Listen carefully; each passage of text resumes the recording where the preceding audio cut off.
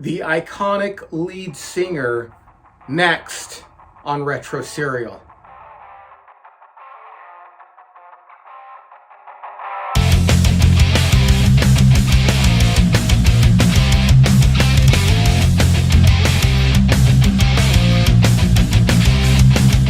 Hey everyone, welcome to the show. I'm ENC. I'm glad you could be joining us for today's program.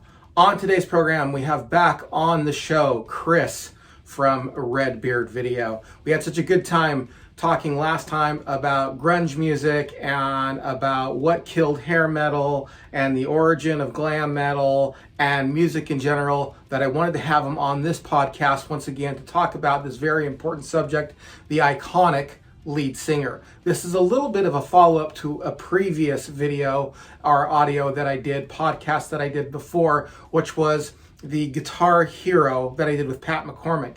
And I thought, well, yes, there's the Guitar Hero, but what about that lead singer? Does that lead singer need to be talked about? What makes a lead singer great? What are some of the overrated lead singers? What are some of the underrated lead singers? What's the importance of lead singer? Why is the lead singer called the front man? And I thought of who better to have on the program to talk about that than Chris from Redbeard Video. So that's what we talk about in this interview. However, before we get to that, please do me the honor of subscribing to my channel. It would mean the world to me. And also hit the thumbs up button. That helps us a lot with the algorithm here. And comment as well. That also helps with the algorithm. Comment and share it. You know, let people know about the great content you're getting here on Retro Serial. And if you're listening to this on audio only through podcast, please give me a 5-star review and an honest review and an honest rating, okay? That would mean the world to me. And if you are willing to part with some of your hard-earned cash, I have both a Patreon page and a Buy Me a Coffee page, which you can donate to. So with all that said, let's get to the interview. Well, one last thing before we get to the interview, and that is a word of caution. There is cursing in this video. Whoever is a guest on my program, I don't edit them in any way. I am just elated that they come on to my program to talk about the things that they're interested and the things I'm interested. And Chris has a little bit of a potty mouth. Yeah, he does, a little bit of a potty mouth. But you know what? He's on my show. He honored me by being on my show, so I let him talk the way he absolutely wants to talk. I'm only going to let you know ahead of time that generally this is a family-friendly show, clean show, but Chris does like to throw some curse words in there, and again, I don't edit anybody, so if they want to be on my show, they can talk the way they would like to talk. So with that in mind, keep that in mind. So if you generally listen to this around children, you've been warned. You might not want to listen to this in certain situations. So with that in mind, now let's get to the video. Hey everyone, this is ENC. Welcome to Retro Serial. I am here again with Chris from Redbeard Video. We had such a good conversation last time talking about music and growing up Generation X and the music related that I thought that I'd have him on again talking about a subject that's near and dear to both of us, and that is the lead singer. I just did one on the guitar. I like the Guitar Hero. I don't know if you got a chance to see that with Pat McCormick. I have not had a chance to see that, but I have interesting thoughts on Guitar Heroes too. But that's not what we're here for. Yeah, we'll go. I think we both have some very interesting thoughts on lead singers, maybe some controversial thoughts between the two of us, and we'll maybe get to some of that. But first, let's tell everybody about your channel and what you're doing over there on Redbeard Video. Very exciting times over at Redbeard Video. So I think when we last spoke, things were just starting to take off, and now we're up over 200,000 views total. Yeah. And I think we're over 1,500 subscribers. And the comments, the most important thing to me, it's like not even views or subscribers, but like every video just gets comment after comment.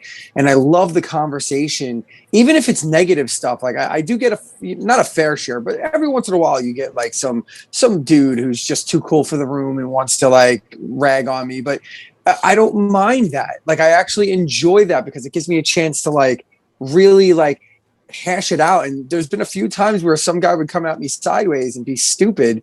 And then I'm like, listen, man, there's no need to get upset. You're allowed to have your opinion here. Let's just talk about it. And at the end of it, they're like, dude, I think you're a cool guy. There was one guy who was actually like, I unsubscribed when I heard this opinion. So then we had it out like on the channel. He goes, dude, I just resubscribed. He's like, you're a cool guy. I mean, I don't agree with your opinion, but you put it all out there and you didn't shut me down. And blah. So it was cool, man. So I like what goes on my channel. Right now, I just started a brand new series called Fandom Files, which took me forever. It was supposed to be, the first episode was supposed to be about Kiss, right? Which was my first obsession with fandom. It was my first idea of what it was like to be obsessed with something, especially in music. Yeah. Now they're not my all-time favorite band now. I would say they're probably my second all-time favorite band, but it's like here's Rush like way at the top here, and then here's Kiss, and then like here's the rest, like all the way down below. So but there's a big gap between Rush and Kiss. Anyway, I won't get into the whole Kiss fandom thing, but what I will say is that what was supposed to be a 45-minute video turned into like a 3.5-hour love letter to Kiss. So it's turned into so it's a 4-part series now that is airing every Thursday. So the first episode is up on the channel right now. Okay. The second one will premiere tomorrow, and then every subsequent Thursday in the month of June, we'll have more parts. And basically what Fandom Files is I go through the entire catalog of an artist or a band, and I count them down from the worst to the best, according to me, the fan. Yeah. And then it goes from there.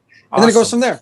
Discussion, stories. I might have to rip that. I might have to rip that idea off a little bit. Maybe do a little alternative rock one or something like that. But well, I'm gonna do all kinds of things. So you know what? I'm not against having guests on the channel. So if you want to collaborate and do a Fandom Files for Redbeard videos, I would be more than happy to go through it with you, and we can talk about that off the air about what that process would look like. But yeah, sure. I'm all for it, man. If there's a band that you want to get in, and we can do that. So, or if you want to do your own thing, you can. So no, I would love to be on your show as well as having you on mine. I'd love to. A couple things I wanted to ask you really quick preliminary, and that is, did you get monetized yet or no? Or you tried or no? Well, I mean, I can be monetized. I was wondering if they gave you trouble because of the video content that you have. Well, yeah. So here's the thing: if I decided I wanted to compromise my style and what I do, then I could probably get monetized. Yeah. I've reached the threshold of subscribers and views and hours and all that nonsense. There is a threshold that you need to reach. Like you have to have 1,000 subscribers, you have to have a certain amount of views, you have to have a certain amount of viewing hours before they even consider you to be monetized. I could probably make money if I decided to kill all of my content in terms of the videos and the music I use. But I'm sorry, as an artist, I refuse to kind of do that, and I'll find my own ways to make money. So I'm in the process of searching out sponsors and maybe diving into a Patreon page. I've also, the other exciting thing that I didn't get a chance to talk about was that I'm having interviews on my channel now. So there's an interview up there right now with drummer extraordinaire Mike Malian, who's played with Monuments and Disperse, and David Maximicic and Jakub Zatecki is a big progressive drummer. So it's a big deal. And then there's other people coming up. Like I have Anshela from Bala is another like dark metal band, like a stoner metal band that I'm gonna have up. And then I have a brand new pop artist named Sophie Holohan, who just came out with a song that's really gaining some steam. And I just interviewed her today. I was supposed to have Styx. But long story short, I recorded the interview, and then there was a computer glitch and a tech error. So I'm in the process of rescheduling them. Yeah, I'm in the process, of course, the biggest one of the group. But I'm in the process of rescheduling them. I have a very good relationship with the Styx management and those guys. So that's really so I'm hoping to get that. Yeah, and then there's other things on the horizon. So I'll have interviews on the channel and all kinds of stuff. So do you know Dave Sundstrom from The Good Stuff? I got his T-shirt on. I was just on his show right before I jumped on here. He's not familiar with him. He's a huge Kiss fan. That's why I bring it up. And he's got a very Please let him know. Please let him know of my show, because I'm interested to hear from Kiss fans. I already had one throwdown with a Kiss guy who got pissed at the fact that I've said openly that the last 20 years are an abject embarrassment of Kiss, and I'm not. And I find it hard to be a Kiss fan. I have the ultimate love-hate relationship with Kiss since the year 2000, because everything they do has just been one just shit show after another. And and it hurts me. Like, I'm a Paul Stanley fanboy, but like, his voice sounds no better than Shredded Wheat right now. And I can't, and bringing us around to singers. Yep. That's exactly what we're talking about today. That can make or break anything. So, I mean, to me, a good singer can make or break a band. So, well, I agree with that totally. And that'll be a jumping off point, because it's very interesting that we get the singer star thing happening.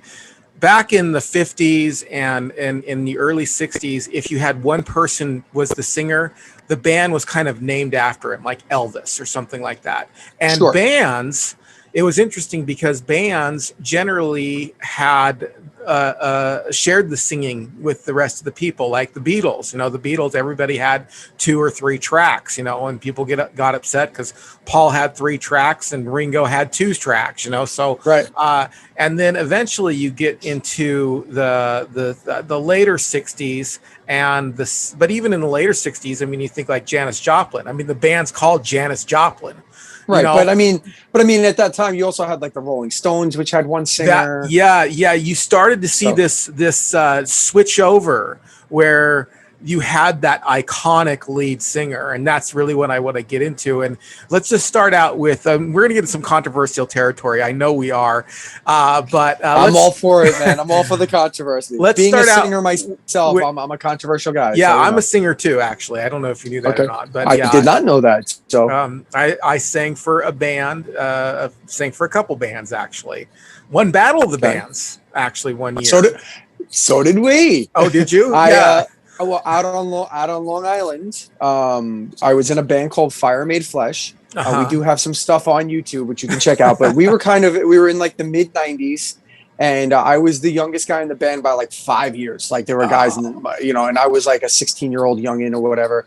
And I remember it was 1995, I think it was, and there was a Battle of the Bands out in Huntington, Long Island, and as you know, well, you may or may not know, so I'll tell your audience, there's a very prominent progressive metal band called Dream Theater. Oh, yeah. That is from Long Island, New York. And so they were huge on Long Island, New York. So there was a Battle of the Bands that went on for about 6 weeks, and we won for 4 weeks in a row. And then they had a big final, and we won a final, and basically what we got from that was we were able to play a gig opening for the record release party for Dream Theater's Falling Into Infinity record that came out, I think, in 1995, something like that. Wow. So I was 19 years old by that time, and you were living the 19-year-old dream. Yeah. If you're a lead singer of a band that's getting that much popularity, you're living the 19-year-old dream at that point. Yeah, and we were kind of a hybrid. We were somewhere a cross between Queensryche and music that was like popular of the day. Like we had opened for Disturbed before they were anybody, and we had So I heard this screamy, growly. I was a big Rage Against the Machine Pantera fan, so we had like a Pantera-ish thing. So my singing style I was very much a cross between like a Jeff Tate and Phil Anselmo, if you could imagine such a thing. Like, 1 minute I'd be singing cleans, and the next minute I'm like screaming my fucking head off. So it was interesting. It was interesting that we played this opening party. We played for 45 minutes, and James LaBrie, I remember I had a conversation with James LaBrie afterwards from Dream Theater, and he goes, hey, yeah, he's like, you guys are good, very intense. We haven't heard that style of that hybrid type of music before, a lot. He's like, but he goes, I would just caution you with that screaming. You're gonna hurt your voice. Yeah, boil nails when you're there. And then, interestingly enough, James LaBrie went on to have some very, very difficult times during that Falling Into Infinity tour. So if you ever want to hear something interesting, listen to the Once in a Lifetime CD, which was the live CD that came out after Falling Into Infinity. And LaBrie struggled mightily on that tour. So I think he knew what he was talking about a little bit. Yeah, for sure.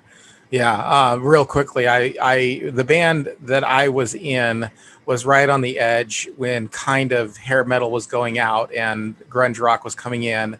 and I was right on the edge. I had a mixture. I can sound almost identical to Sebastian Bach. Wow, And that's impressive. yeah, and I did have the kind of clean and screamy. I could do a good Jeff Tate impersonation as well. But at the time too, we were also really into Faith No More. So we did, and Love the guy Faith No that More. was the bass player was kind of the leader of the band as well. And he and I'd fight because he could write music, but he could not write lyrics. Sorry. And I would just I was not going to sing his stupid, crappy lyrics. So I'd rewrite his bands lyrics. are rough, man. Bands are rough. Dude, I've been in two prominent bands, and I've almost come to blows with both guitarists who I wrote music with. So that Lennon McCartney hatred thing is a real fucking story. I'm not even joking. That's a real deal. So what's the first lead singer that you looked up to personally as you were growing up, and you were like, Paul Stanley. Okay. Hands down. Right, Paul Stanley. Right. I mean, I had a bunch. So okay, well, let's be straight. So my dad was a prominent singer, sang with Frankie Valli. He sang with Johnny Maestro. Like, my dad was a prominent vocalist in his day. He chose to have a family, or whatever happened. He knocked my mom up. I don't know what the story is exactly, but my brother is 9 years older than me, and then there was me. So I don't know exactly what the story is, and it's not important. All I know is that my dad I have a lineage. It came from, so we had music in my house. It was a big deal. So I grew up listening to, all of that 50s style Frankie Valli stuff, but there was also a large strain of rock and roll because, like I said, my brother's 9 years older than me. So I was exposed to Queen and Kiss and Led Zeppelin and that stuff, along with the Frankie Valli. And, I remember very clearly my first, if I had to do a grouping of my first influences, it would definitely be Queen, Kiss, Styx, Rush a little bit, not as much, Billy Joel, and Neil Diamond, of all people. That was like, those are the things I remember the most. And I also remember, like, the Doobie Brothers was big in my house, and Little River Band was big in my house too. Really? So a lot of harmonies, a lot of stuff like that. But yeah, Kiss was like my first real big that was obsession. Your first fandom, huh? That was it, man. It was all about Paul Stanley and the makeup and all that stuff. But Paul Stanley, I wasn't a big Gene Simmons fan. I didn't like the scary, grumbly voice that he would do. I wasn't a big fan early on. I love it now. But when I was a kid, it was all about Paul Stanley. I loved all the Paul Stanley songs. That was it. To this day, Unmasked is still one of my favorite albums of all time, and that does not sit well with Kiss fans as a whole. That's just a weird album to love so much, but it's one of my favorites, and it's because it's so melodic and so good. So, and Kiss was one of those bands that actually shared lead vocals with the other members of the band, which was kind of interesting because they inspired. Or I don't know about inspired. I know they inspired, but they inspired a lot of bands that only had one, the one lead singer or whatever, and they were concurrent with a lot of, real forceful lead singers of that day. They probably came out just slightly before a band So for me, when I'm thinking back early, my first fandom was Wasp and Motley Crue. Those are my two first fandoms, but they weren't my first. I'd say you can't get a bigger you want to talk about singers, we've had this Vince Neil discussion. So you and I via text. We'll have it. We'll have it. But I will say before you continue though, I will just state for the record, you can't get more polar opposite singers than Blackie Lawless and Vince Neil. Oh yeah, one is so over the top powerful, and the other one is just not. It's just so polar opposite. So but I was going to say that there were a few kind of where you had the lead singer be somebody who was stand out-ish. In other words, they were so talented that I wouldn't say that the rest of the band took a back seat or anything like that, but they were so talented that you couldn't help but notice how good they were. And a couple early bands come to mind. One is Judas Priest, and Mhm. the other one is Iron Maiden. I think Sure. those two, with their second singer, by the way, Bruce Dickinson, not their first singer. Although Paul Diano is a pretty underrated singer in my opinion, but Yeah, I think so too. I think he did well, but he wasn't that. And he was good. Don't misunderstand me, but he wasn't that front man. He no, he wasn't wasn't. the voice of the band. I Agreed. also feel that same way about like AC/DC. I mean, AC/DC has a great lead singer, but he's really part of the band. Where you get to your Bruce Dickinsons, you get to your Judas Priest guy, what's his name? Rob Halford. And Yeah. you've got somebody that you stand back and go, whoa. I mean, this guy's blowing the roof off with his voice. You know what I mean? So when you're talking about that, then I think sometimes though, you can have a singer who is so dynamic that he does stand in front of the band, but the band is so talented that they almost all stand out in their own right. So for example, like my thought process with that would be like Queen. Yes. Like Freddie Mercury is so dynamic and so special a singer, but you cannot forget Brian May or Roger Taylor and even Deacon to a degree. I mean, John Deacon kind of was just chill and he did his thing, but the guy was such a tremendous songwriter that like you can't help. I mean, they're the only band to like be in the Rock and Roll Hall of Fame where all four members have a top 40 hit to their credit. So, I mean, that's remarkable to me. Yeah. Like, that blows my mind. But yet Freddie Mercury is the guy we always talk about, regardless. Yeah. So it's so weird to me. Like, it's different than Maiden. It's almost like it took the Maiden and Priest thing to a whole nother level, because with Maiden and Priest, you very might well, if you don't know metal, you might not know anybody in those bands.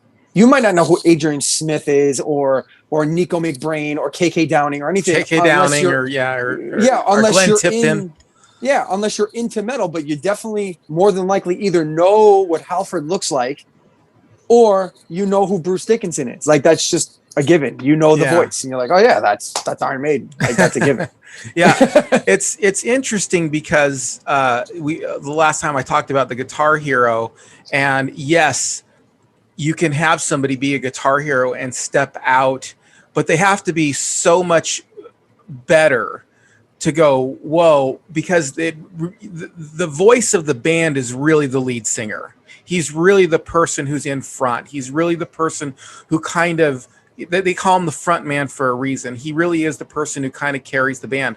And to what you're saying too, about people, even in Judas Priest and Iron Maiden, you have phenomenal players. I mean, the bass player and forgive me right now, I don't mean to sound like an idiot. Yeah, Steve Harris, the bass player, is probably one of the best bass players ever, in my opinion. For metal, for sure. Yeah. For metal, for sure. He might be one of the best ever. Absolutely. I would put him in that conversation, but in metal, absolutely. Like, without question.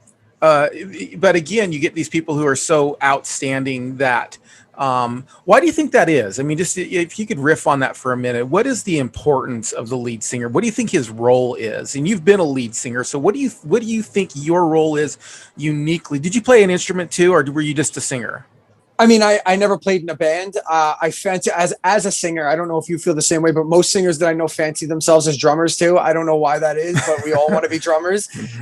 So I've been playing the drums on and off for forever.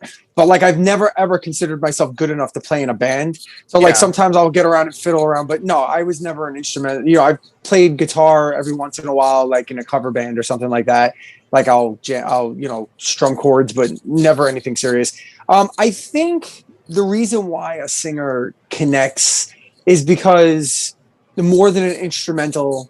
Because to be honest with you, as much as I am into progressive music, progressive rock, progressive metal, I don't like instrumentals. I'm not an instrumental guy. There's only a few bands that I can get off on their instrumental stuff, like Rush and Dream Theater and stuff like that. But for the most part, like, if you show me an instrumental band, I'll listen to it for a few minutes and go, I'm not feeling it. I'm not connecting with it. And the reason is that I think singers, we all understand the words that are being spoken. And there's something about a melody that goes along with the words. Like it's part of the reason why, vocalists who scream really aggressively turn a lot of people off.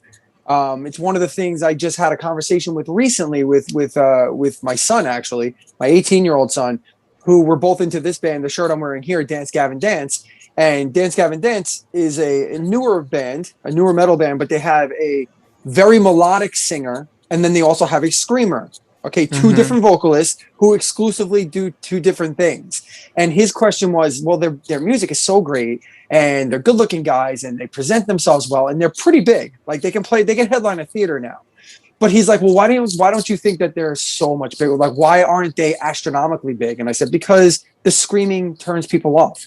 Like immediately, like they hear it and they go, that's just too aggressive. But the singer can connect with you. The singer, like there's something about melody and notes and that can like connect with you and rattle something inside of you and bring something to familiarity. Like it rings a bell. Yeah. Whereas like screaming is like almost like a traumatic thing. And no matter how melodic a guitarist you can be, I mean, you could find guitarists who are playing solo instrumentalists like a guy like Chon or Plini or someone like that, who's going to play some incredibly like, Jakub Zaiteki plays some of the most amazing, like atmospheric and melodic like phrases on a guitar. And still at the end of the day, if they would have sung that same melody, it would have been different. And I think the reason is because everybody has a voice. Yeah. I think everybody has a voice. Everybody can emote through their voice, but not everybody can pick up a guitar and be like, oh, I have this thing that I want to show you,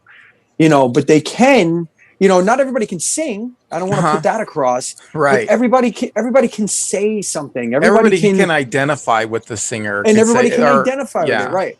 And it's a person. And also I think personally, and this is just me, and I don't know if everybody feels this way, but I think I identify with the singer, being a singer myself, is that it's the only instrument that is 100% inside of somebody. Yeah, that's true. Like anybody can learn how to play guitar. Can anybody be Ace Frehley? Can anybody be John Petrucci? Can anybody be Eddie Van Halen? No.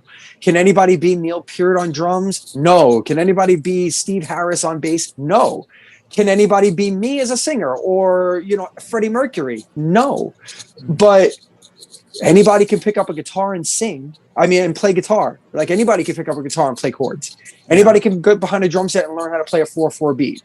But not everybody can sing. Yeah. So when you get a guy or a woman up there who is pouring their heart out, that's impressive. Like to me, that's just impressive. That's like one of the hardest things in the world to do. And I think we all recognize that. So when someone's doing it and doing it effectively, I think it just connects to us in a different way. I think so too. I think you're dead on the money as far as that's concerned. That's kind of interesting because one of the things you are connecting with is what the person's saying. And you said so many things that I just kind of want to, as you're saying, and like neurons are firing off my brain. I'm like, oh, that's a good example of that. Sure. So for example, bands that are based around another player, like a lead guitarist, don't tend to do as well, even if the lead guitarist is phenomenal. So, for example, Yngwie Malmsteen, like he just doesn't do as well. He's a great guitarist, and even the albums that they produced are great. Sure. But you don't to have the lead singer kind of take a back seat and say, "Oh, we're going to push the guitarist," just doesn't seem to do commercially as well.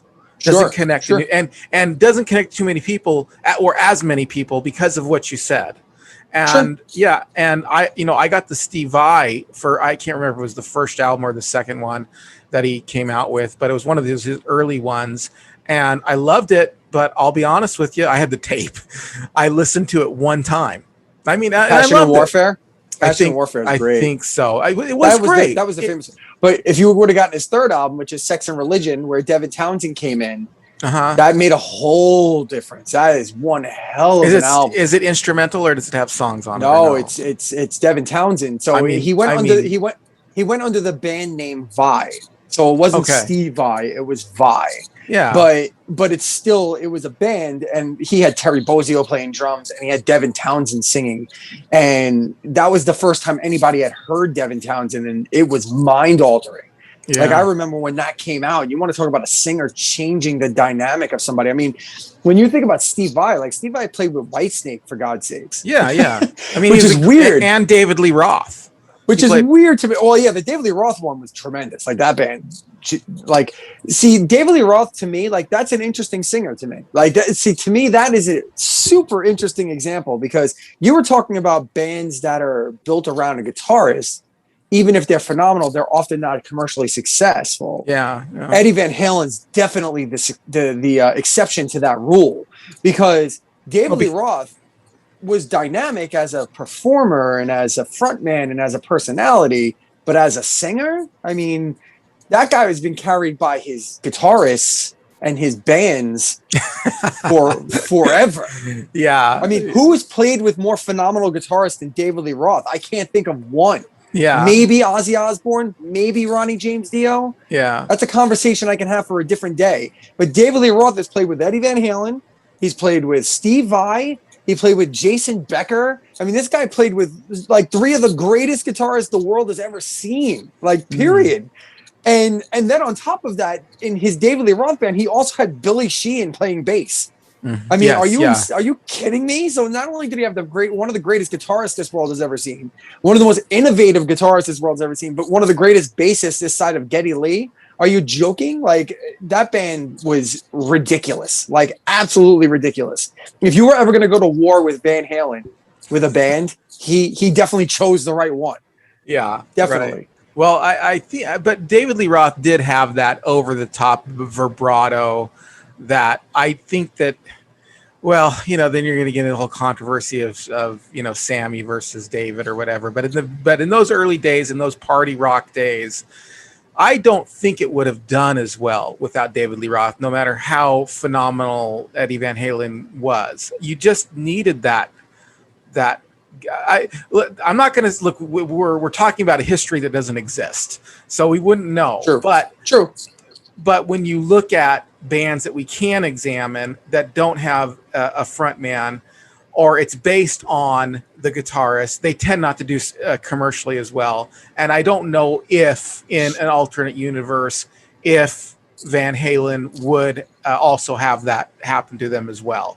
If they were an instrumental band, I agree with you. I mean, there's no way that they would have been as commercially successful, although Eruption is the thing that popped everyone's cherry and made everyone go, what the fuck is this? It was crazy.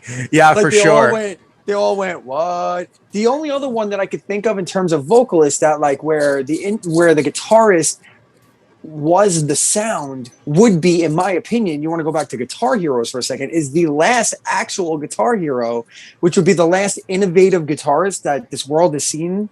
And that would be Tom Morello, in my opinion, with Rage Against the Machine. Rage Against the Machine had a very unique sound and they had a unique vocalist. Even though he was rapping, he definitely has a very distinct sound. He didn't sound like your typical rapper. However, whenever you think about Rage Against the Machine, you think about that guitar sound and what the hell's going on with that. What is he doing? How is he making that? Like, how is he doing that crap? Like, that's insane. And there hasn't been a guitarist since him to do something that unique. He is like the last innovative guitarist that I could think of who did something that unique that stuck. Yeah. That stuck around and didn't become a flash in the pan situation. So I think there are exceptions to the rule, but I agree with you. It's almost always about the singer. And that's why most bands can survive a guitar change or a bass change or even a drum change. But when a singer goes, that's why albums like Back in Black is such a phenomenon and such a mind-altering experience that like you're AC/DC and you lose this iconic frontman on the cusp of like right after Highway to Hell breaks huge.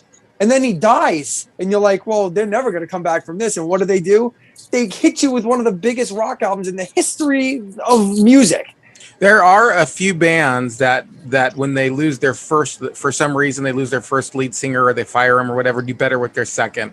Not too often, but because it just changes the band too much.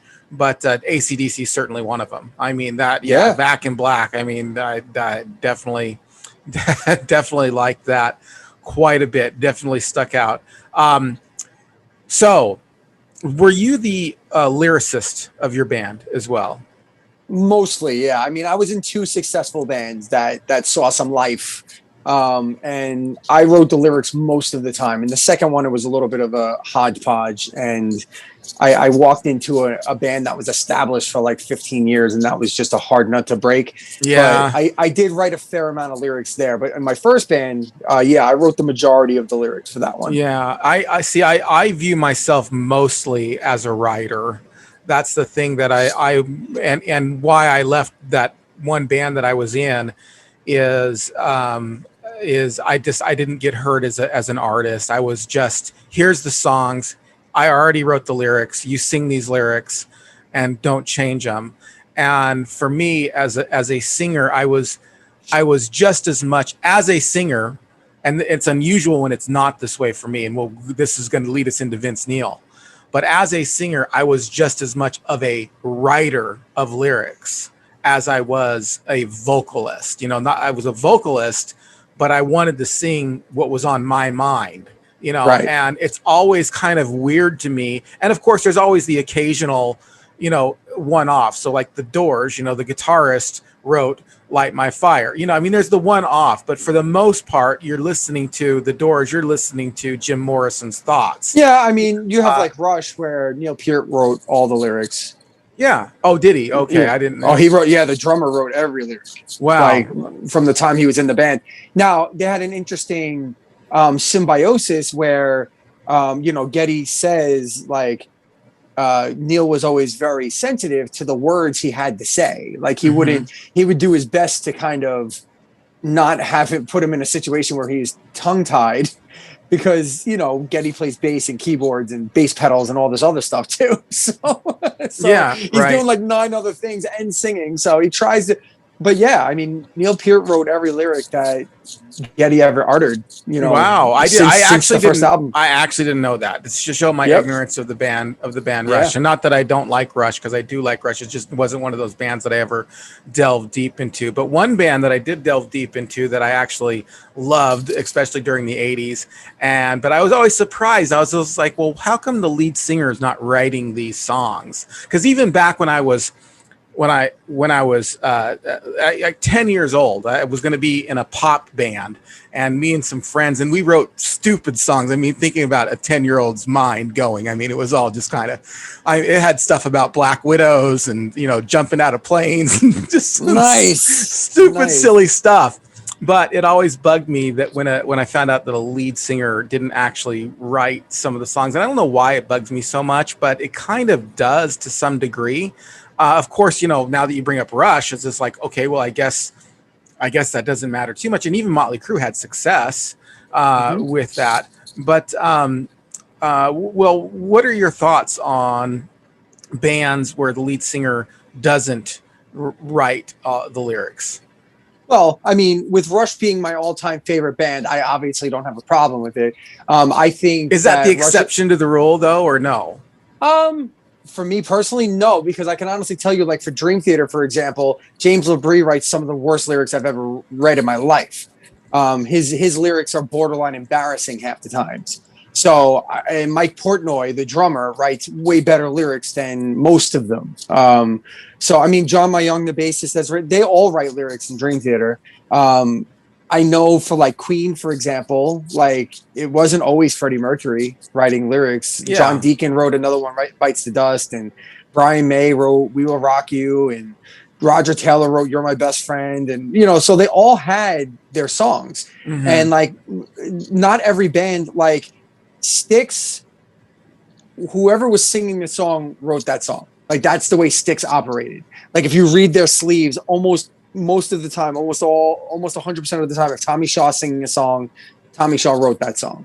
Yeah. If Dennis DeYoung is singing a song, Dennis DeYoung wrote that song. Kiss is similar in the fact, except at the very beginning, Ace Frehley wrote a lot of songs that he didn't get to sing. Mm. But I believe Paul and Gene wrote their own songs for the most part, from what I understand. Now, I don't know that. I'd have to look through the whole catalog. But I think that's, especially in the 80s, that's definitely how it went. whatever Gene wrote, he sang, and whatever Paul wrote, he sang, and that's how it went in the '80s because it was only the two of them in the '80s. Like there was no other lead singers in the '80s. So I can see coming in on a band where like they fired their lead singer or something, and they've already got these songs written or something like that. So I know that happened with Skid Row. You know, with they had a singer and they were not going to make it with that singer, and then they fired the guy and they brought in Sebastian Bach, and Sebastian Bach's, singing. But as I recall in later albums, the second album, Slave to the Grind, that he did start helping write a little bit as far as the lyrics are concerned. Yeah. But that kind of, I don't know, maybe it's an unduly pet peeve of mine. Now that you bring up all these major bands, it's causing me to rethink some things. But it did bug me about Motley Crue, and in the '80s, that was one of my all-time favorite bands was Motley Crue, and it always bothered me that Vince Neil didn't write the songs. Like, I mean, it was all. Occasionally maybe a lyric here and there, and I remember even reading articles where Vince Neil would say, well, I'd go over to Nikki's house and I would go da da da, and we would see how many syllables would fit in that line, and that's about it. And so, I mean, but that also tells you the level of like commitment they have to those lyrics. I mean, it's sometimes I think as important as lyrics are to me, I also think sometimes they're overstated. Like, I personally, for me, like, I would be okay with singing just about anything as long as it's not offensive to me, as long as it doesn't go against my dignity or something that I consider, if I go into a band and they're like, yeah, I got this pro-Nazi stuff. I'm like, yeah, I'm not doing that, or like we're just a bunch of misogynist pigs. Like, I would have a hard time singing a lot of the hair metal stuff these days because, looking at a lot of the hair metal stuff in a 2021 frame of mind, a lot of it's really kind of fucked up. Yeah, for like sure. It's really kind of rapey. Yeah. It's kind of rapey and well, I'm just going to fuck this chick. And that's it's just embarrassing. It's not great. It's not great. Like, that's why I tend towards more like, believe it or not, like I just saw Winger over the weekend. And they were fucking incredible, by the way. If you have a chance to see Winger this summer, I know they're playing a few places. They fucking ripped. They sound just as good as I've ever heard them. They were incredible. And Kip Winger's voice is solid. Solid. Unlike Don Dokken, who literally sounds like dog shit. It's horrible. It's just terrible. Their bassist is the true MVP. I thought Don Dokken does sound too well. Look, this is kind of weird because some of the bands that you've named that you like, and then you don't like Don Dokken. I was just like, whoa, that's strange. No. Don't misunderstand. I love Don Dokken. I was jamming to Dokken today. I love old Dokken. He sounds like dog shit now. Okay. Now oh God, he was awful. It was so bad. And I remember I actually last night watched a concert from the Back for the Attack tour when they first started that tour in Philadelphia. There's a video online for Pro Shot. And he sounds awesome. And I'm like, why? Like, why can't he still sound like that? I know he's in his 60s now, and it's hard. It's hard. And especially when these guys don't have amazing technique and they were probably boozing and partying and doing all that. Kip Winger is a serious musician. The guy's got a Grammy Award for classical music. He's really good. I think he's one of the underrated singers of that time. So I'm gonna ask you a couple series of questions, and I need you to just spill it. So I want to go through underrated and overrated, and I know one of the things you're going to do on overrated, but let's start with underrated. If you're to take some singers and you're like, man, this guy just doesn't get enough credit as a singer, maybe not necessarily as a band, but even as a band or as a singer, but specifically, who would you put on that list as far as underrated singers are concerned? Whitfield Crane from Ugly Kid Joe. That dude fucking kills. He's tremendous. What's the guy's name? Jason McMasters from Dangerous Toys. Tremendous singer. Guy is awesome. As much as I hate the band, I don't really love Danger anymore, but Ted Poley's a great singer. Ron Taylor from Lillian Axe is one of my all-time favorite singers. Ron Taylor from Lillian Axe is tremendous. And then, and that's like the 80s hair metal stuff. Mike Patton from Faith No More. I mean, he's a legend, and I think he gets all the love in the world. And I still think that's not enough. I think Mike Patton's the most legendary singer there is in my lifetime since Freddie Mercury died.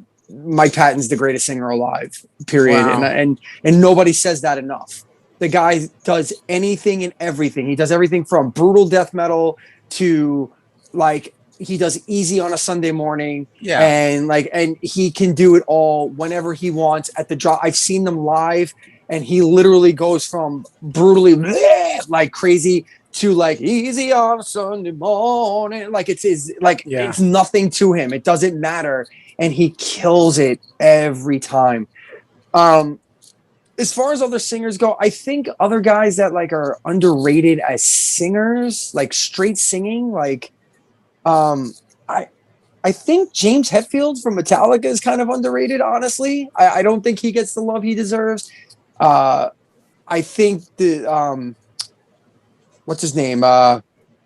William Duvall from Alice in Chains now, the guy who replaced Lane Staley. Yeah. Nobody talks about him enough. I mean, the guy kills it. Everything on the new Alice in Chains stuff, I love. I love all of it. It's good. Yeah, it's really good. Pretty much it. Yeah.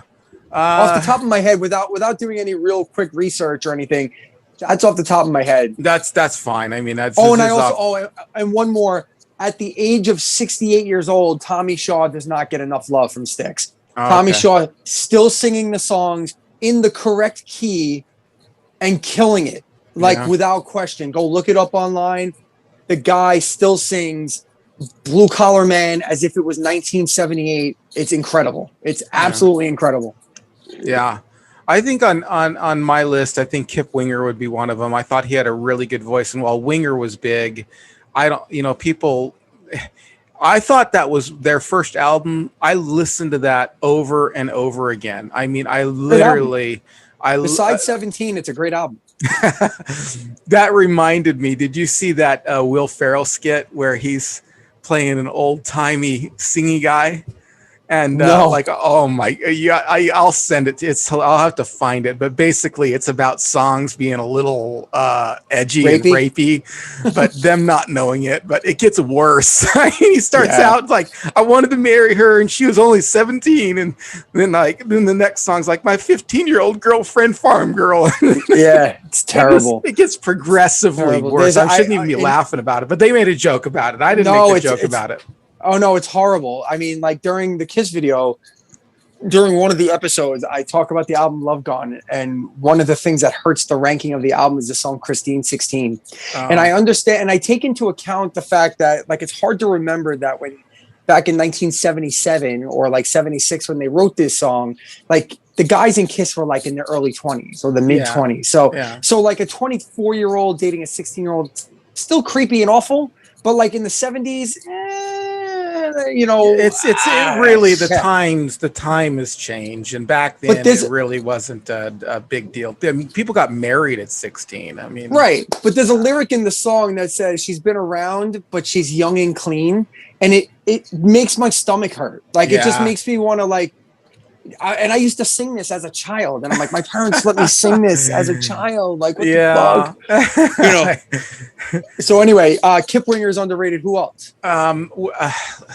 It's on the tip of my tongue here. There were some bands that I felt were underrated, and the singers were underrated as well. Dramarama. I really enjoyed Dramarama. They were kind of a power pop band, maybe considered early alternative. I thought that singer, I forgot his name right now, but I thought he had a really interesting voice, very clean, and really cool lyrics. And he was the face of the band. And I actually loved his lyrical content. I thought it was great. Another band. Well, let's go overrated bands. Actually, Blackie Lawless. I thought. I mean, he was the face of Wasp, but people just weren't looking at him like they would look at a Rob Halford or something like that, you know. They were too, So- you know, the biggest problem with Wasp, to be honest with you, is that they were too edgy. I mean, they could have been Twisted Sister. They had the same kind of feel and the same kind of like style, but they were so much more edgy with him with the blades and fuck like the Beast and the whole thing. Like he was, and like, because I'm actually in the middle of producing a video. One of my new top 5 will feature the album The Crimson Idol by Wasp. And to me, that's just a fucking brilliant album. And he sings his ass off on that album. It's wonderful. Like, I really didn't listen to anything after Electric Circus. Oh, check out The Crimson Idol. It's tremendous, dude. Yeah, you know, this is a lot of nostalgia for me. I mean, it was when I was growing up and stuff like that, and now, I mean, really now, I'm really just more into alternative rock. That's kind of the. I mean, it's nothing. I can honestly tell you, it's nothing like the old Wasp. It's a concept album. It's more metal. Interesting. It's more metal. He's got Frankie Banali playing drums and Bob Kulick playing guitar. It's just a great album. It's really great. Okay. You should check it out. I will definitely check it out. Crimson Idol is Wasp at its best. It's black. It was supposed to be a Blackie Lawless solo project, but I guess the record label and the fans demanded that he make it a Wasp album, so that's what he did. I wonder if that hurt him at all to not make it a Blackie Lawless album. I don't know. Chris Holmes doesn't play on it though. No, it's Bob Kulick plays all the guitars, and then Blackie Lawless plays guitars and bass. Some of these female singers. Warlock, I thought, had a Dora great Pesh. female singer, and they just didn't get as much love as they needed to. Doro Pesh is not only one of the hottest women I've ever seen in my life, but her voice was tremendous. We are, baby. Yeah, all we are. Yeah, it's a great. Yeah, and she had a great solo album too, outside of Warlock. So yeah, Doro Pesh was great, and she covered a very rare Kiss song called "Only You," and she killed it. Like it was a great song. Yeah, female singers are you know, they're becoming a thing now, like big time. Lizzie Hale is just, whoo, from Hailstorm. Oh my god, she's got one hell of a voice, dude.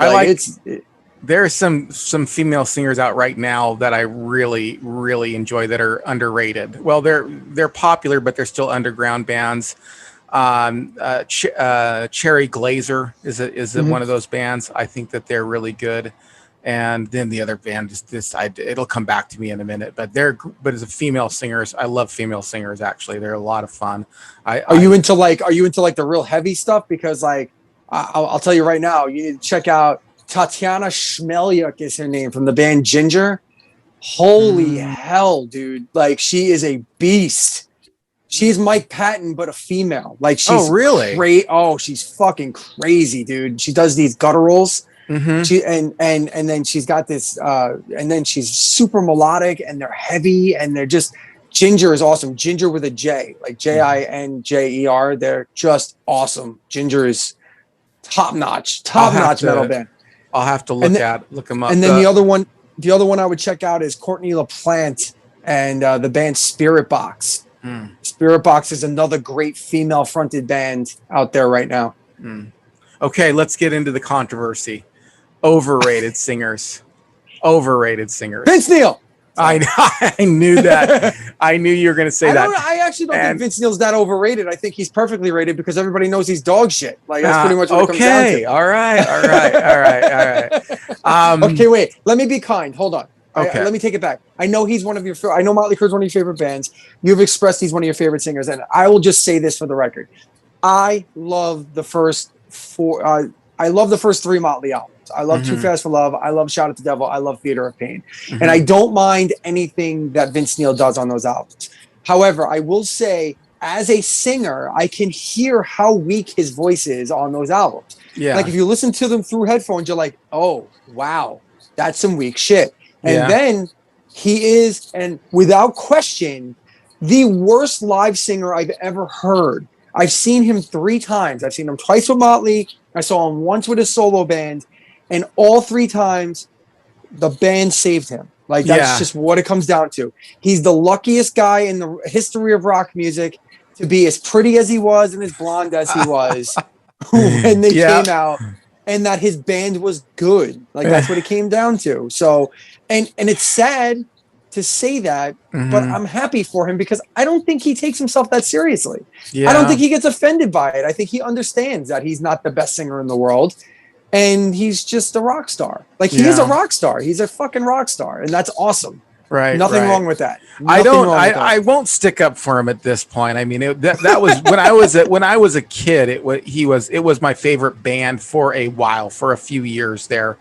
But I slowly lost interest, and actually, I should say, I rapidly lost interest, especially when Girls, Girls, Girls came out. I was super disappointed. I absolutely loved Too Fast for Love. I really liked Shout at the Devil. I loved Theater of Pain.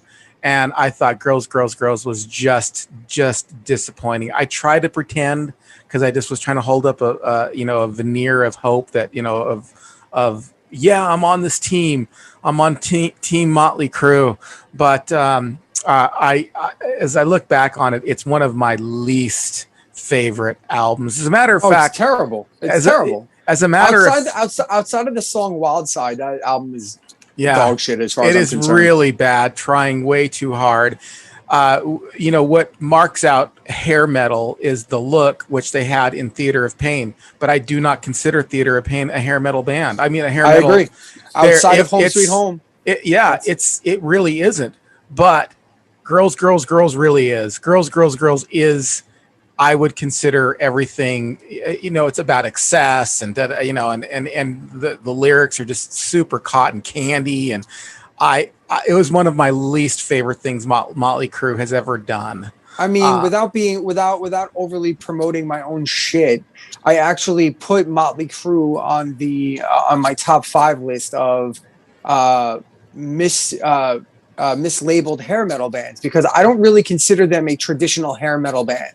I think that they had periods of hair metal. Like I think outside of like Home They Sweet were a Home, rock band. They were just a heavy metal rock band. Yeah, they were a fuck you heavy metal band. Yeah. The first 2.5 albums. Yeah. And like for Theater of Pain, they got a little too into the pink and purple leather and scarves and shit, and they kind of ditched the whole black blood and pentagram, the whole thing. Like they ditched all that for some reason. I don't know why. And then couple the look change with Home Sweet Home being such a big hit for them.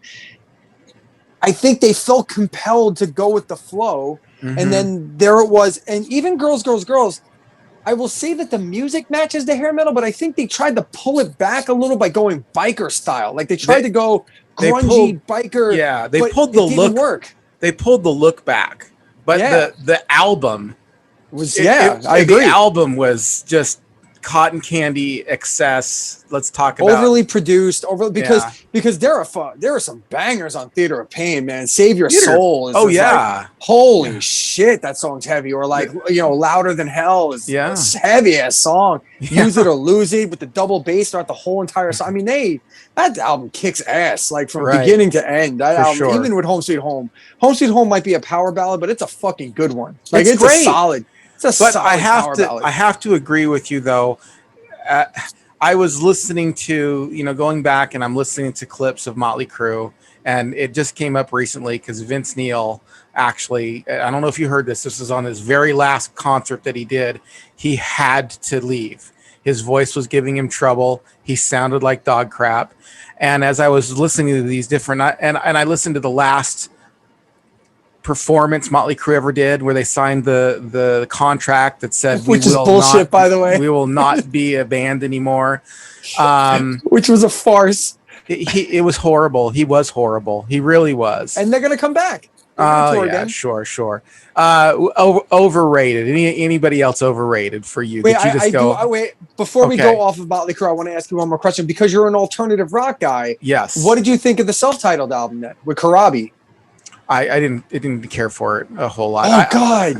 How? It's so good. How? Yeah, I liked. Were you just scorned by Motley Crue? Is that what it was? Like, were you just scorned? Maybe because it's such a. I think you should give it another listen because it is so good. I like Generation Swine better, quite honestly, than I did. Oh than wow! the Karabi. Karabi fucking buries Vince Neil, like buries him. It's like not even close. Did you ever hear the Scream?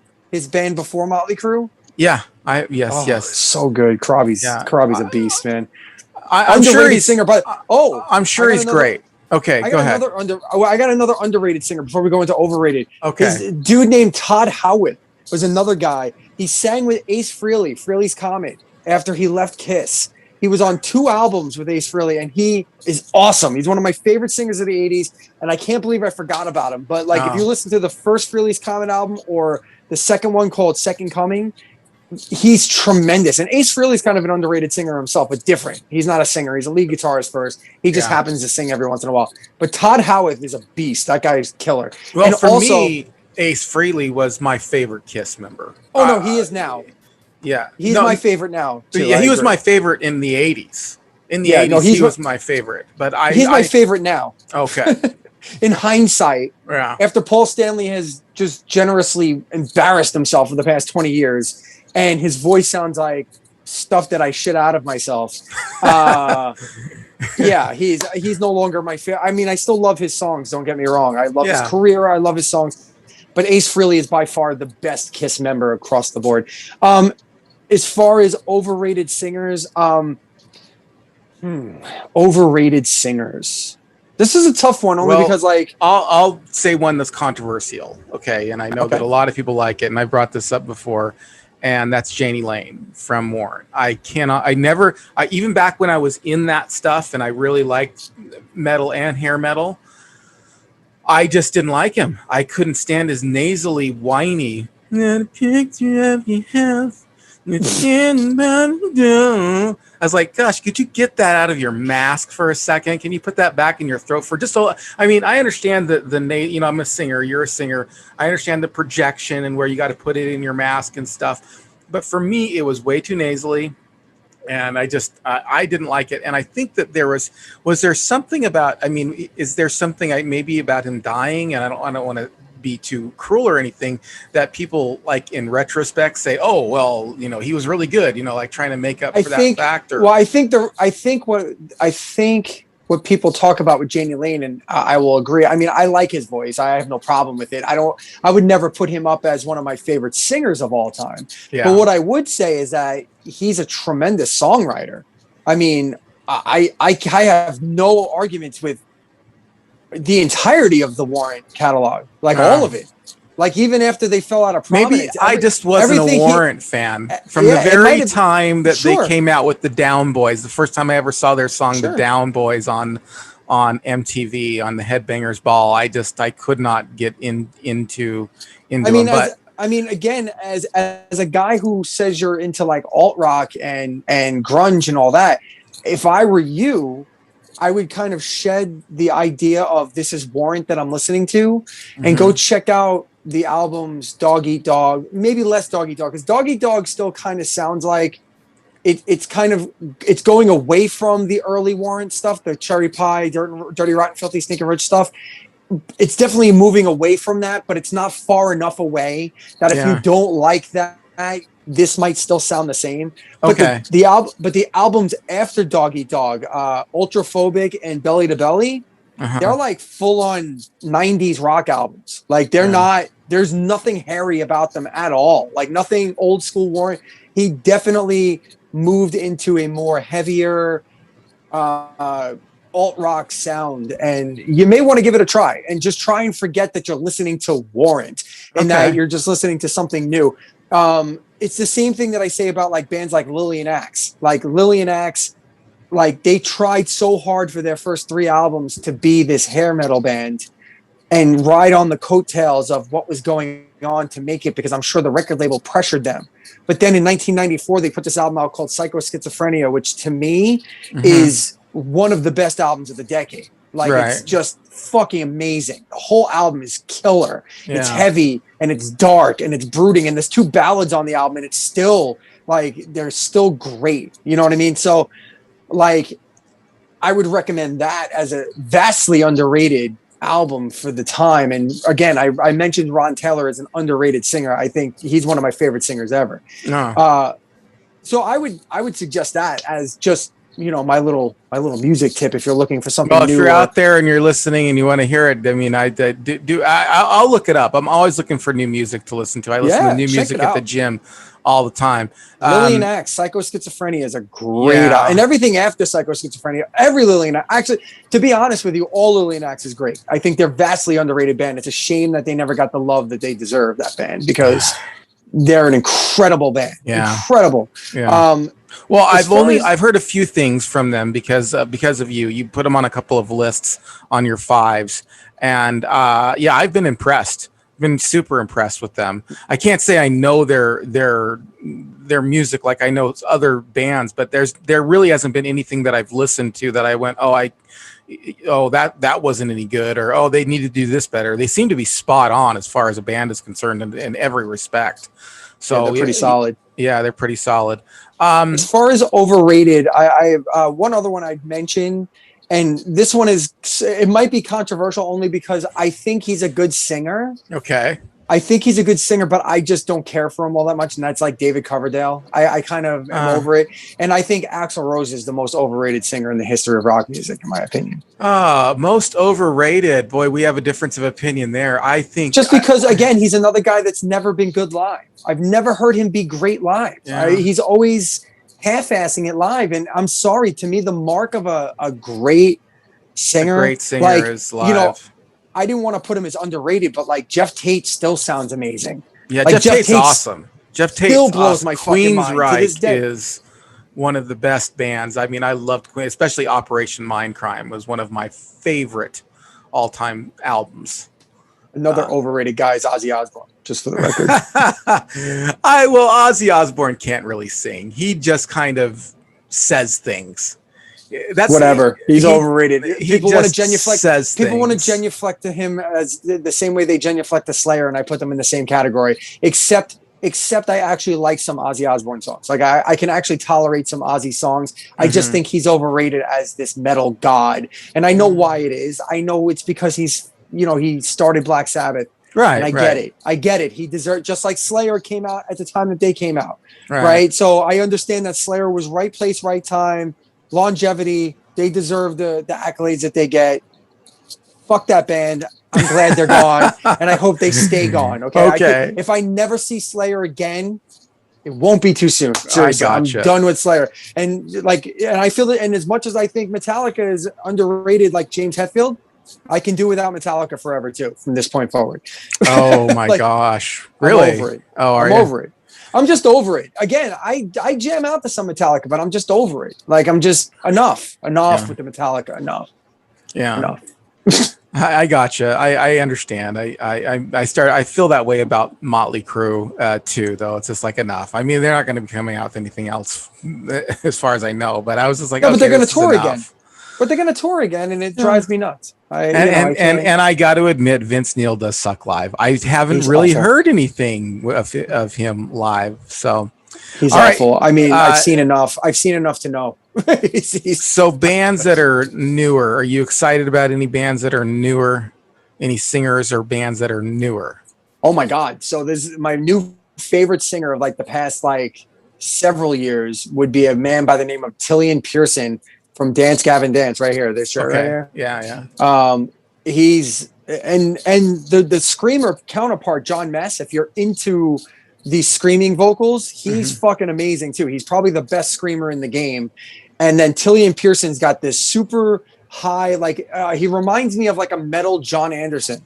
If you know John Anderson from Yes, he reminds me of that type of singer. Well, you've heard Yes though, right? Oh yeah. Yeah, so he's got that very high pitched, like almost like constantly in head voice type of thing.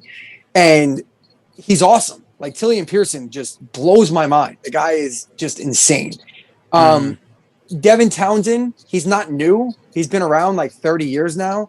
But if you don't know who Devin Townsend is, you need to, especially if you're a singer. The guy is ridiculous. Okay. He's one of the most ridiculous singers of the past 20 years. The guy's a metal god if there's ever been one.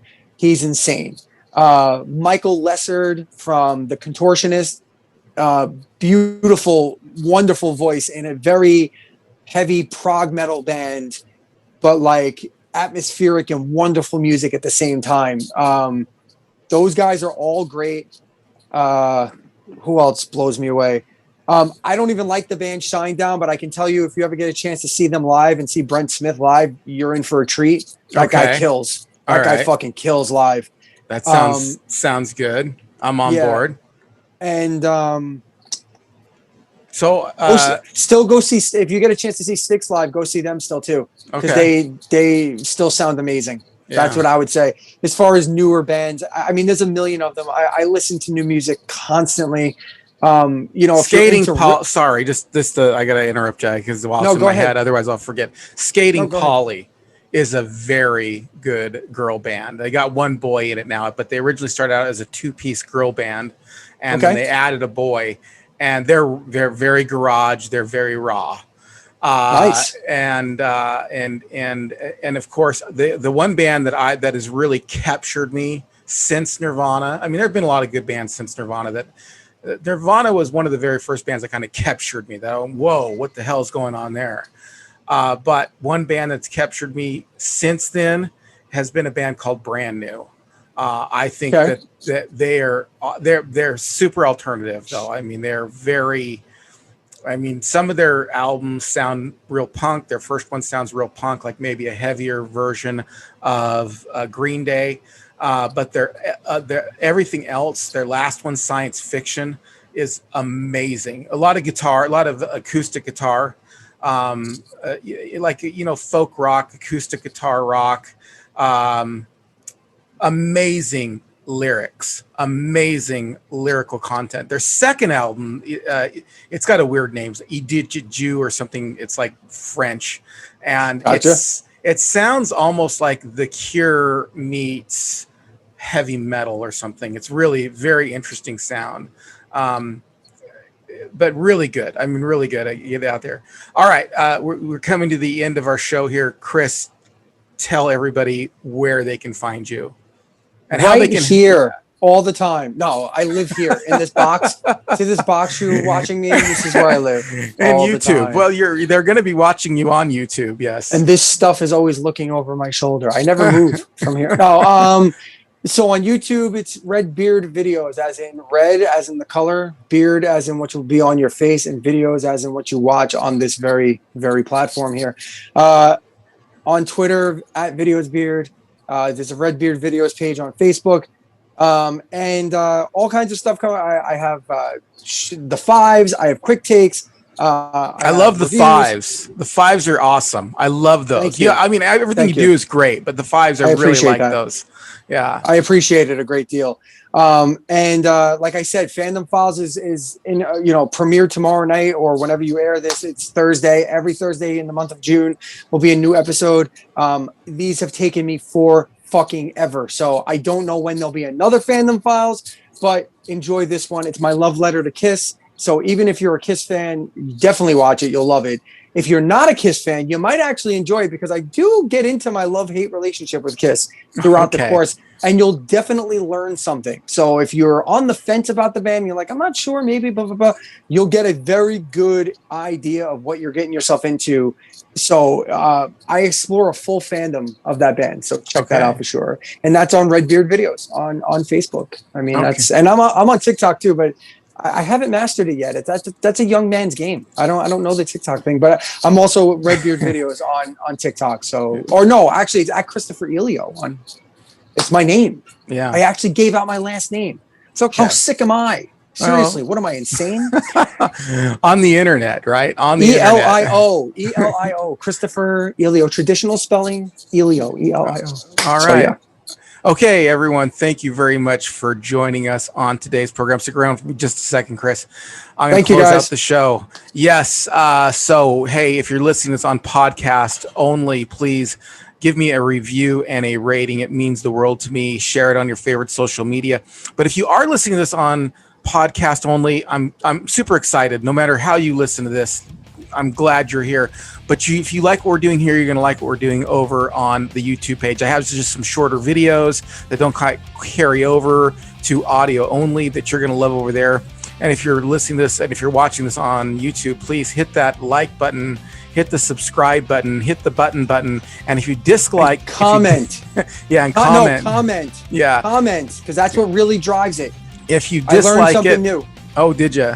Yes, comments, I don't know engagement. I don't know if you know this, but if you dislike a video, you hit the thumbs down button twice, and that'll really help us out.